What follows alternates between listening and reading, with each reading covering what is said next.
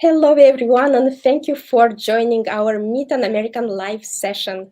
Meet an American is primarily a speaker program allowing Moldovan audience to get to know a Native American speaker, converse, and learn from them about American culture and lifestyle.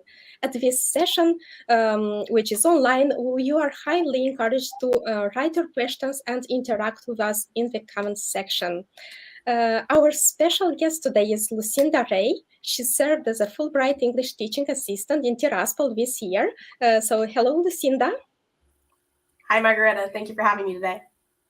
Thank you for accepting our invitation. In the first part of this session, you will get to know Lucinda, and in the second part, she will share with us a presentation about some of America's remarkable women. So, dear Lucinda, let's start. Could you present yourself? My name is Lucinda Ray, like Margareta said.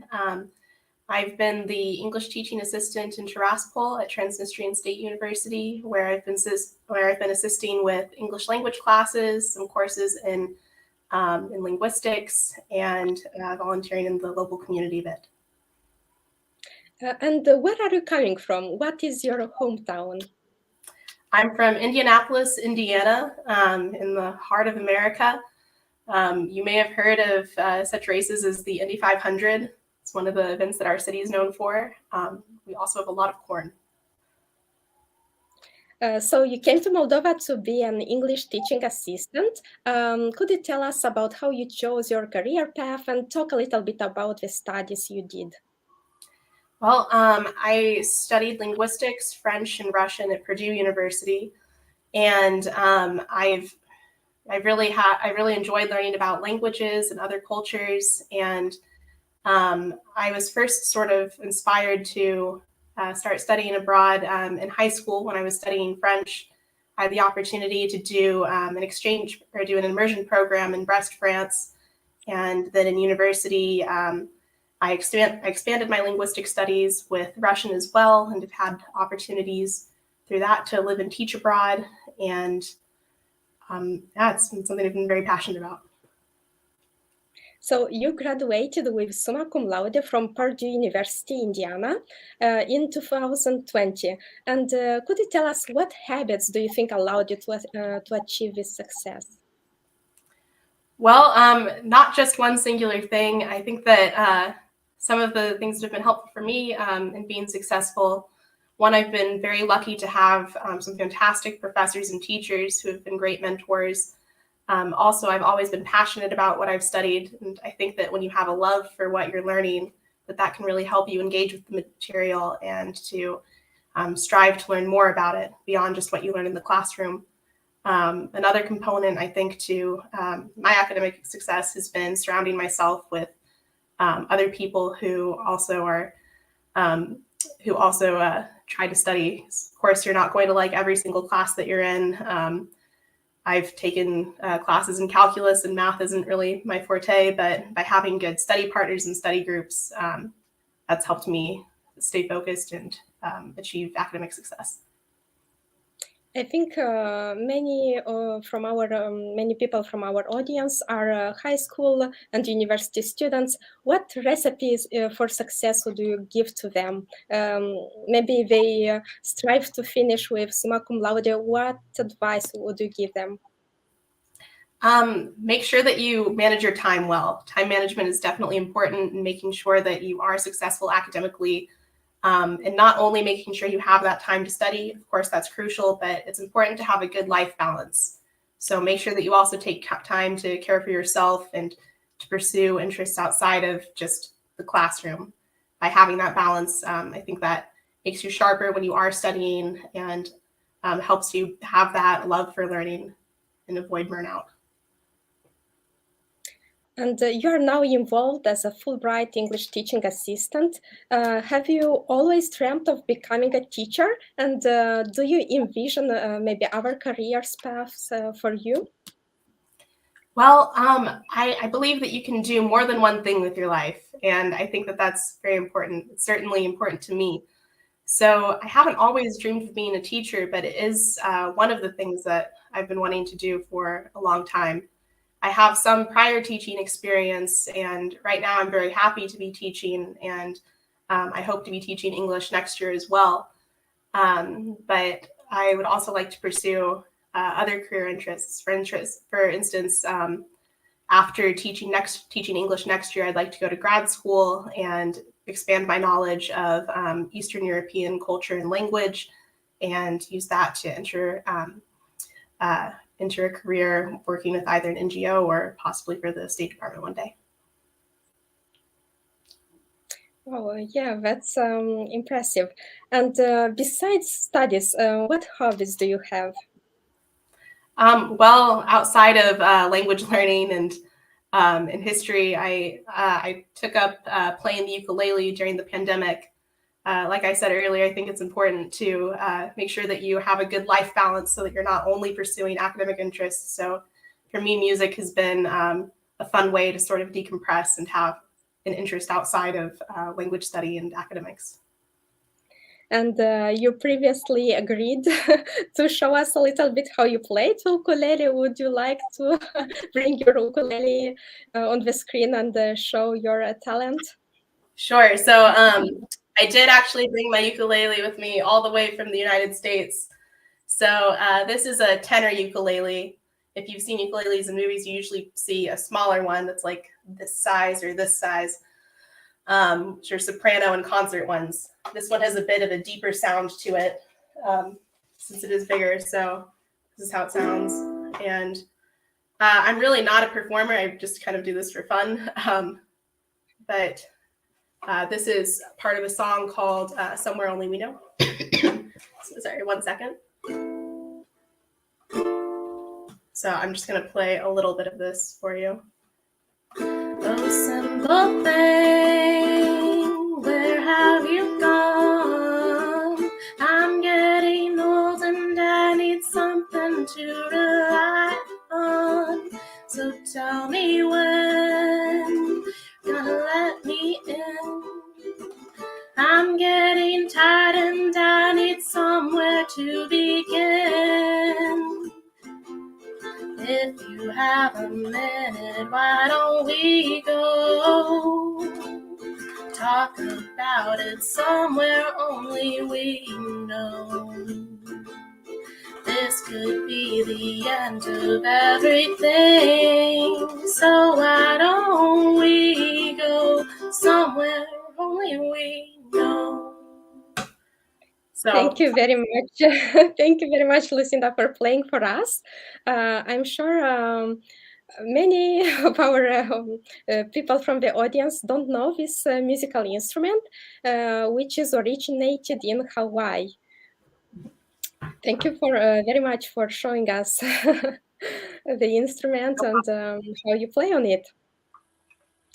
And now let's talk about your time in Tiraspol. So you started working as an English teaching assistant in September 2020. Could you tell us what being an English teaching assistant means? What are your daily missions, and what exactly did you do during your time in Tiraspol? Well, as they tell you several times with Fulbright, you have to be flexible, and I think this is definitely the case with being an English teaching assistant.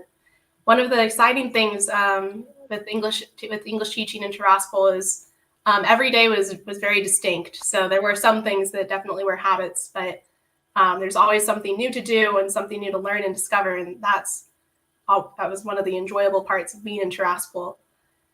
So, for example, on a given day, I'd often have lessons with my students. I lived very close to the university, so I had a nice walk to get to the classes. I also had a Russian language tutor in Tiraspol, so we would study together. So it's kind of funny. I was teaching people English and giving them homework, and then I'd go home and I'd learn Russian, and then I would do my own homework. I also had various friends in the community, and sometimes I would host game nights at my apartment. And so we'd come over and have order pizza and play different card games or bananagrams, different things. That's very interesting. And what did you like the most about the Transnistrian region? What maybe impressed you there? Well, I think that my favorite part about the Transnistrian region was the people that I met there. Usually when you travel to a place, it's because there's something about the history or the culture, or maybe some attraction that you want to go see. But I think that what keeps people coming back to a place are the people and the relationships you build there. And I was very lucky during my time in Tiraspol to meet really great people and to be able to work and communicate with them. Yeah, that's amazing. And did you experience a cultural shock? Maybe there are things that were very different for your culture or from your way of seeing and experiencing some things. Maybe you could tell us a little bit about these cultural differences. Sure. I would say there are more similarities than differences between people, but there were a few things that took some getting used to. I remember my students recommended that I try kefir. And so I went to the store, I found some and I bought it. And I tried it by itself. And to be honest, I wasn't a big fan of kefir. I really like Lucinda and Mama Liga, but kefir I thought was kind of strange, but I thought maybe I could try to cook with it. So I tried to add it to making ramen noodles, and it didn't go well. I told my students that the next day, and they're like, "Why on earth would you do that?" And I was like, "Well, I thought it would mix well." And they're like, "No." So that was a little anecdote. But overall, I don't think I really experienced extreme culture shock. I think partially because I have lived and studied abroad before in France, like I mentioned earlier, and I spent my junior year of university in St. Petersburg, Russia. So I think these experiences have helped with culture shock. So you've already experienced some other cultures such as France and Russia. And what inspired you to go for it, to leave your country, your family, and go discover new cultures, new cities, and expand your vision of the world? What inspired you? Well, I've always wanted to learn from other people and hear other points of view apart from my own. I think there's a lot to be gained through cultural exchange. And one of the catalysts in my life for me doing this is the books that I read as a kid about different remarkable women in history. For example, Catherine the Great, Elizabeth Tudor, and Empress Marie Theresa have all been influences on my life and sources of inspiration. So part of me wanted to see the places where they lived and the cultures they grew up in, and to see more of the world for myself. So the fact is that these people were women. So this is another motive and reason to speak about America's remarkable women. And you prepared the presentation for us. I will put it on the screen, and we'll go to the second part of our session. Yes, so I've prepared a brief presentation today. I just mentioned a few European women that have inspired me, but America, as the world around has its own set of remarkable women. So these are only a few as a disclaimer, but yeah. So you may or may not know that this month is actually Women's History Month. So it's sort of a perfect opportunity to discuss some of our remarkable women in the U.S. Women's History Month was made a month to recognize the contribution that women have had in American history and society by presidential proclamation. And the lens through which we're going to view these women is through this quote, "Well-behaved women seldom make history." You may or may not have heard this quote before. It originally appeared in an academic paper by Dr. Laurel Thatcher Ulrich, who's a professor at Harvard. And the context that it was written in was actually about women's contribution to religious writing in early American history. So it's been taken out of that context and applied more widely. And now you can see it on T-shirts, tote bags, bumper stickers, and the like. And this is sort of a common theme with the women that I'm about to present to you. Because all of these women had to break the mold, so to speak, in one way or another. And through their perseverance, they each achieved success in their own field.